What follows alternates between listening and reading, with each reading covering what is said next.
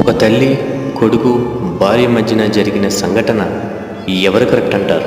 నవమాసాలు పెంచిన తల్లి తన కొడుకు అంటే ప్రాణం.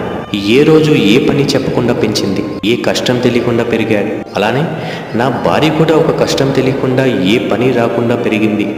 ఒక కొడుకుగా, ఒక భర్తగా ఆలోచించి నేను ఇంట్లో కొన్ని పనులు చేసేవాడిని, ఇల్లు తుడిచేవాడిని, అప్పుడప్పుడు వంట వండేవాడిని, అప్పుడప్పుడు గిన్నెలు తోవేవాడిని. నా ఇంటెన్షన్లా వీళ్ళకి సపోర్ట్ చేయడం, అప్పుడప్పుడు పనిలో హెల్ప్ చేస్తుంటే వాళ్ళు హ్యాపీ ఫీల్ అవుతారు అని నా ఇంటెన్షన్. కానీ మా అమ్మ అంటుంది, అరే నీ భార్య కింద నువ్వు కీల బొమ్మలా తయారవుతున్నావు, రేపు పొద్దున నీకు వాల్యూ ఉండదు, ఆ తర్వాత నీ ఇష్టం అనేది. నాకు అర్థమయ్యేది కాదు. ఒక కొడుకుగా, ఒక భర్తగా ఆలోచించి పనులు చేయడం, వాళ్ళకి హెల్ప్ చేయడం తప్పంటారా? నవమాసాలు పెంచిన తల్లి కరెక్ట్ అంటారా? లేదా నా భార్య పైనే ఇన్ని పనులు వదిలి